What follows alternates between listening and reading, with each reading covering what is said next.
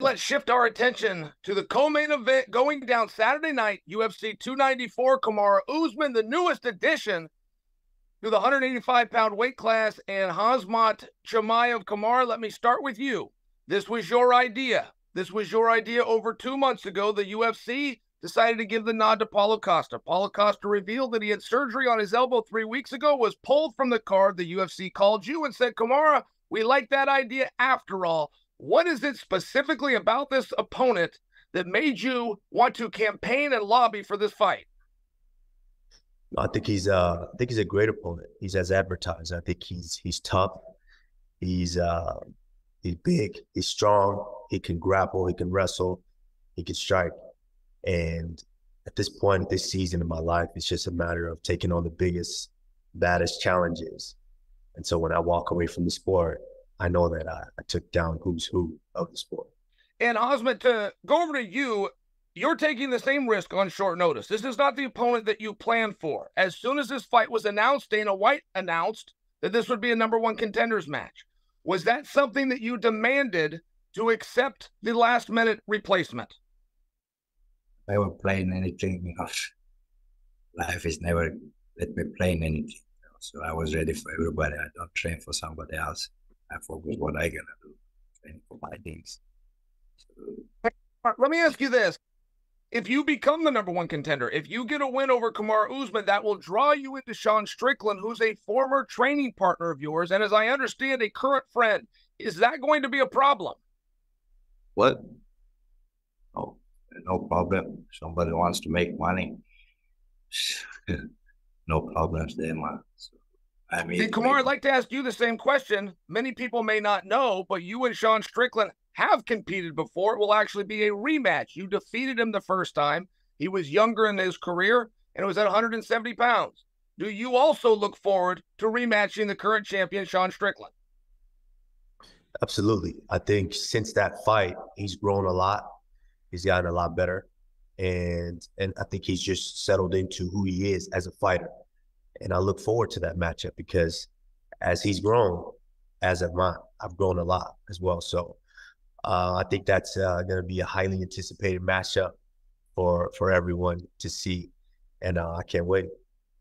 Kamaru, when you were the champion at 170 pounds, there was a lot of talk. There was talk coming out of Sweden. There was talk by people we respect like Brian Stan telling us about this young man in the training room named Khamzat Chimaev. He amassed a 4-0 record. He never left the first round. He even had a fight where he wasn't punched. And a lot of people were wanting him to be the #1 contender against you. The problem was he didn't have a ranking, and Dana White said, it's too early. At that time, DraftKings put out a make-believe line. They had you as a 2-1 favorite. DraftKings now has Chimaev as a 2-1 favorite because they think you're taking too much risk taking this on short notice. Are you prepared to compete this Saturday?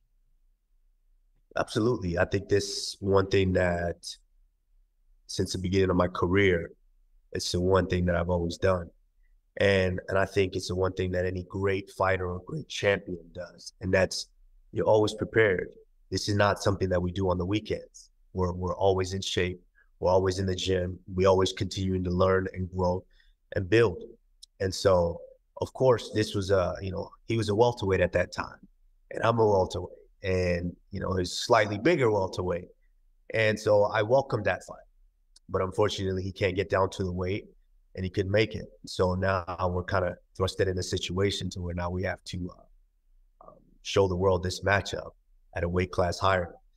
But it makes no difference. At the end of the day, just like the saying goes, fighters fight.